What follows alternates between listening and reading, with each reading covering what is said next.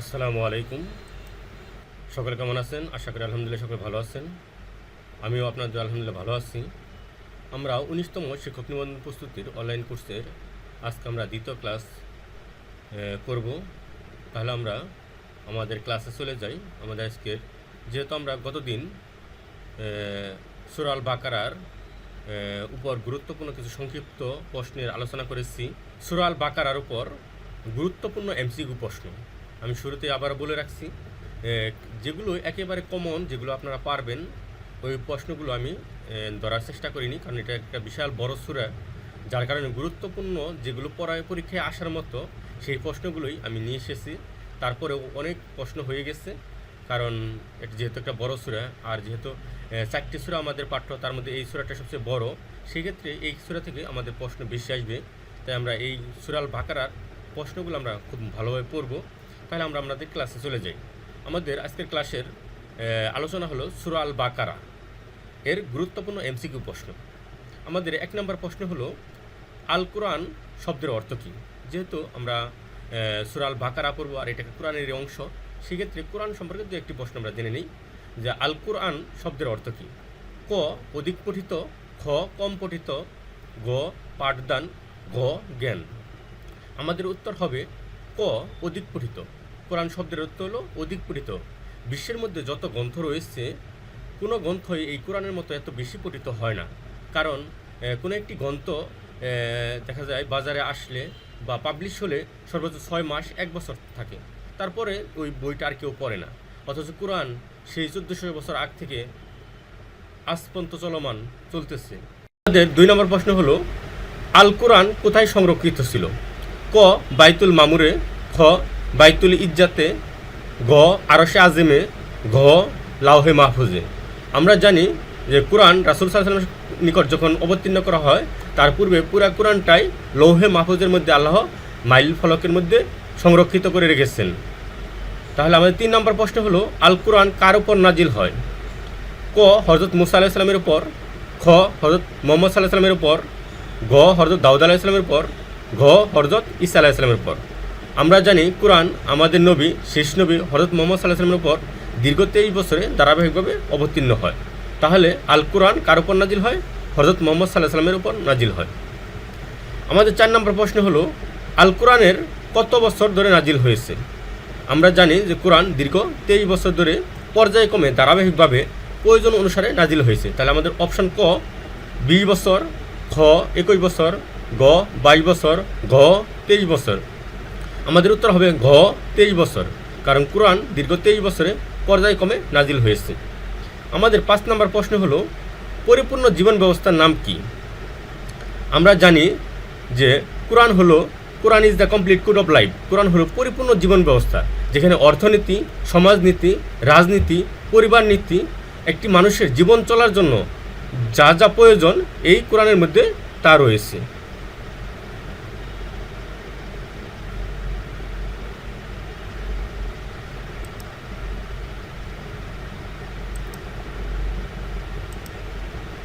আমাদের পরিপূর্ণ জীবন ব্যবস্থার নাম হলো আল কোরআন। তাহলে উত্তর হবে আমাদের খ আল কোরআন। 6 নম্বর প্রশ্ন শরীয়তের মূল উৎস কোনটি?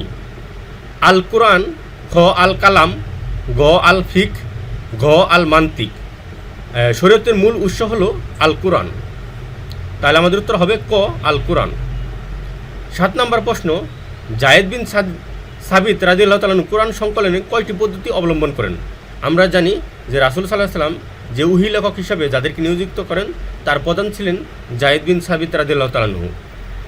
অপশন 1 ক 1টি, অপশন খ 2টি, অপশন গ 3টি, অপশন ঘ 4টি। জায়েদ বিন সাবিত কোরআন সংকলনের 2টি পদ্ধতি অবলম্বন করেন। একটি হলো মুখস্থ করার মাধ্যমে, আরেকটি হলো লিখিতর মাধ্যমে। 8 নম্বর প্রশ্ন হাজ্জাজ বিন ইউসুফ কোরআনে কি প্রবর্তন করেন? ক পারা, খ মঞ্জিল, গ নুক্তা, ঘ হরকত। আমরা জানি হাজ্জাজ বিন ইউসুফ কি করেন? কোরআনের হরকত সংযুক্ত করেন বা প্রবর্তন করেন। আমাদের 9 নম্বর প্রশ্ন হলো আল ফুরকান শব্দের অর্থ কী?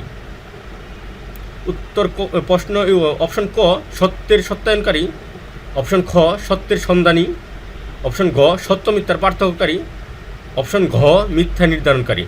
আমরা জানি যে আল ফুরকান শব্দের অর্থ সত্য মিথ্যার পার্থক্যকারী, কারণ কোরআনের অপর একটি নাম হলো আর ফুরকান, কারণ কোরআন কী করে থাকে, সত্য মিথ্যার মধ্যে পার্থক্য করে থাকে। তাই আমাদের উত্তর হবে ঘ সত্য মিথ্যার পার্থক্যকারী। আমাদের 10 নম্বর প্রশ্ন হলো আল কোরআন অবতীর্ণের তাৎপর্য কী? এই কোরআনটা যে নাজিল হয়েছে তার তাৎপর্য কী, উদ্দেশ্য কী, কী উদ্দেশ্যে কোরআন নাজিল হয়েছে?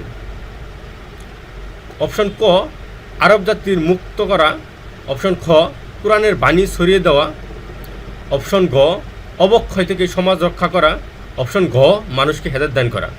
আমরা জানি আল্লাহ তাআলা কোরআনকে অবতীর্ণ করেছেন মানুষের হেদায়েত দান করার জন্য, তাই আমাদের উত্তর হবে ঘ মানুষকে হেদায়েত দান করা। অপশন আমাদের 11 নম্বর প্রশ্ন হলো উহির সূচনা হয় কোন পর্বতে? অপশন ক জাবালে নূর পর্বতে, অপশন খ জাবালে উহুদ পর্বতে, অপশন গ সিনাই পর্বতে, অপশন ঘ সাউর পর্বতে। আমাদের উত্তর হবে অপশন ক জাবালে নূর পর্বতে। আমাদের 12 নম্বর প্রশ্ন হলো অবতীর্ণ হওয়ার দিক বিবেচনায় কোরআনের আয়াতসমূহ কত প্রকার? অপশন ক 10 প্রকার, অপশন খ 11 প্রকার, অপশন ঘ 12 প্রকার, অপশন ঘ 13 প্রকার। আমাদের উত্তর হবে অপশন গ 12 প্রকার। অবতীর্ণের দিক থেকে কোরআনের আয়াতসমূহকে 12 প্রকারে ভাগ করা হয়।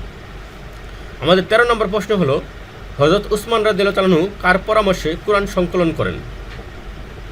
অপশন ক হযরত আবু বকর রাদিয়াল্লাহু তাআলা আনহু এর, অপশন খ হযরত উমর রাদিয়াল্লাহু তাআলা আনহু এর, অপশন ঘ হযরত আবু আইয়ুব আনসারী রাদিয়াল্লাহু তাআলা আনহু এর, অপশন ঘ হযরত হুযায়ফা রাদিয়াল্লাহু তাআলা আনহু।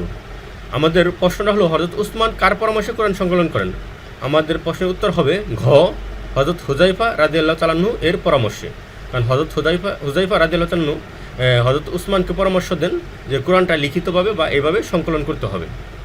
আমাদের 14 নম্বর প্রশ্ন হলো কাফিরদের প্রতি আল কোরআনের কোন সূরাকে চ্যালেঞ্জ হিসেবে পেশ করা হয়েছে? কাফিরদের প্রতি আল কোরআনের কোন সূরাকে চ্যালেঞ্জ হিসেবে পেশ করা হয়েছে? যখন রাসূল সাল্লাল্লাহু আলাইহি ওয়াসাল্লাম ইসলামের দাওয়াত দিতেছিলেন, কোরআন তেলাওয়াত করতেছিলেন, তখন কাফের মুশরিকরা কী করলেন? তারা তাদের জাদুকর বা তাদের যে বড় বড় নেতা আছে তাদেরকে একত্রিত করলেন এবং কোরআনের উপর চ্যালেঞ্জ ছুড়ে দিলেন যে এই কোরআনটা কি মানুষের তৈরি, এটা কোনো আল্লাহর ওহী নয়। তখন কি করলেন যে রাসূল সাল্লাল্লাহু আলাইহি ওয়াসাল্লাম সূরা কাউসার তাদের নিকট চ্যালেঞ্জ ছুড়ে দিলেন যে তোমরা এর একটি আয়াত তৈরি করো বা এর সাথে একটি সামঞ্জস্য করে একটি সূরা তৈরি করো তোমরা, এই জাদুকরদেরকে বললেন। যখন কাফির মুশরিকরা কী করলো, যখন তাদের জাদুকরদেরকে নিয়ে আসলো বা তাদের বড় বড় লেখকদেরকে নিয়ে আসলো এটা প্রমাণ করার জন্য যে কোরআন হলো যে এটা কোনো ওহী না, এটা তার মুহাম্মদের নিজের তৈরি, এটা প্রমাণ করার জন্য, তখন রাসূল সাল্লাল্লাহু আলাইহি ওয়াসাল্লাম কী করলেন? তাদেরকে সূরা আল কাউসার চ্যালেঞ্জ হিসেবে ছুড়ে দিলেন যে তোমরা এর অনুরূপ একটি সূরা অথবা একটি আয়াত তৈরি করে দেখাও। তাহলে আমাদের 14 নম্বর প্রশ্ন হলো কাফেরদের প্রতি আল কোরআনের কোন সূরাকে চ্যালেঞ্জ হিসেবে পেশ করা হয়েছিল? তাহলে আমাদের অপশন ক সূরা আল ফাতিহা, অপশন খ সূরা আল কাউসার, অপশন গ সূরা ইখলাস, অপশন ঘ সূরা আন-নাস। আমাদের অপশন উত্তর হবে অপশন খ সূরা আল কাউসার, কারণ আমরা জানি কোরআনের মধ্যে সবচেয়ে ছোট সূরা হলো সূরা আল কাউসার। এই কারণে রাসূল সাল্লাল্লাহু আলাইহি ওয়াসাল্লাম সবচেয়ে ছোট সূরাকেই তাদের নিকট চ্যালেঞ্জ হিসাবে দিলেন যে তোমরা এই সূরার সমতুল্য একটি সূরা অথবা একটি আয়াত তৈরি করে দেখাও। তখন কাফের মুশরিকদের যে জাদুকর ছিল তারা কি বললেন? তারা বললেন লাইসা হাজা বি কালামিল বাশার। উক্তিটি কোন কবির? কারণ তাদের মধ্যে ভিন্ন কবি বা ভিন্ন জাদুকর ছিল বা ভিন্ন লেখক ছিল। তারা বলে যে লাইসা হাজা ইহা নয় বি কালামিল বাশার, এটা কোনো মানব রচিত কোনো গ্রন্থ নয়। এই উক্তিটা করেন অপশন ক ইমরুল কায়েস, অপশন খ লাবিদ, অপশন গ হাসান বিন সাবিত, অপশন ঘ খানসার। এই উক্তিটি করে কবি লাবিদ। তাদের মধ্যে ভিন্ন কবি সাহিত্যিক ছিলেন, তাদের এর অনুরূপ একটি সূরা তৈরি করার জন্য তখন তাদের মধ্যে লাবিদ বলেন যে লাইসা হাজা বি কালামিল বাশার, এটা কোনো মানব রচিত কোনো গ্রন্থ নয়, এটা আল্লাহ তাআলার পক্ষ থেকেই ওহী। তারা এটা স্বীকার করতে বাধ্য হয়। তাহলে আমাদের 16 নম্বর প্রশ্ন হলো লাইসা হাজা বি কালামিল বাশার এর অর্থ কী? এর অর্থ হলো অপশন ক সূরা আল কাউসারে আল্লাহর বাণী, অপশন খ সূরা আল কাউসার সংক্ষিপ্ত সূরা, অপশন ঘ এটা কোনো মানুষের বাণী নয়, অপশন ঘ এটা সত্য বাণী নয়। আমরা জানি যে লাইসা হাজা বি কালামিল বাশার বা বাশির এর অর্থ হলো যে এটা কোনো মানুষের রচিত কোনো গ্রন্থ নয়। তাহলে অপশন আমাদের উত্তর হবে অপশন গ, এটা কোনো মানুষের বাণী নয়। আমাদের 17 নম্বর প্রশ্ন হলো আলিফ লাম মিম এগুলো কি? এগুলো হলো বিচ্ছিন্ন হরফ। এগুলোকে কী বলা হয়? অপশন ক হরফে মুহকামাত, অপশন খ হরফে মুকাতাত, অপশন গ হরফে সহিহাত, অপশন ঘ হরফে মুহমালাত। এই বিচ্ছিন্ন হরফগুলোকে বলা হয় হরফে মুকাতাত, বিচ্ছিন্ন হরফ। এগুলো কোরআনের ভিন্ন সূরা, যেমন সূরা ইয়াসিন বা আলিফ লাম মিম, সূরা বাকারা, এরকম অনেক সূরার মধ্যে তোহা, এরকম বিচ্ছিন্ন হরফ রয়েছে। এইগুলো হরফের অর্থ একমাত্র আল্লাহ তালাই এর হিকমত জানেন, কারণ এগুলো আল্লাহর তালাই এর ব্যাখ্যা কী এটা আল্লাহ তালাই জানেন। এগুলো হলো হরফে মুকাতাত, বিচ্ছিন্ন হরফ। আমাদের 18 নম্বর প্রশ্ন হলো আল বাকারাতুন শব্দের অর্থ কী? আল বাকারাতুন শব্দের অর্থ অপশন ক উট, অপশন খ ছাগল, অপশন গ ঘোড়া, অপশন ঘ গাবি। আমরা জানি বাকারাতুন শব্দের অর্থ হলো গাবি, তাহলে আমাদের উত্তর হবে ঘ গাবি। আমাদের 19 নম্বর প্রশ্ন বাকারাতুন শব্দের বহুবচন কি? বাকারাতুন শব্দটি এক বচন, এর বহুবচন যেন অপশনগুলো আমরা দেখি। অপশন ক বাকারুন, অপশন খ বাকারাউন, অপশন গ আবকারুন, অপশন ঘ বাকুরুন। আমাদের উত্তর হবে অপশন ক বাকারুন। বাকারাতুন শব্দটি এক বচন, এর বহুবচন হলো বাকারুন। আমাদের 20 নম্বর প্রশ্ন হলো সূরা আল বাকারা কোরআন মাজিদের কততম সূরা? আমরা জানি কোরআন মাজিদে 114টি সূরা রয়েছে, তার মধ্যে 1 নম্বর সূরা হলো সূরা আল ফাতিহা, 2 নম্বর সূরা হলো সূরা আল বাকারা। তাহলে আমাদের অপশন ক প্রথম সূরা, অপশন খ দ্বিতীয় সূরা, অপশন গ তৃতীয় সূরা, অপশন ঘ চতুর্থ সূরা। তাহলে আমাদের অপশন হবে খ দ্বিতীয় সূরা।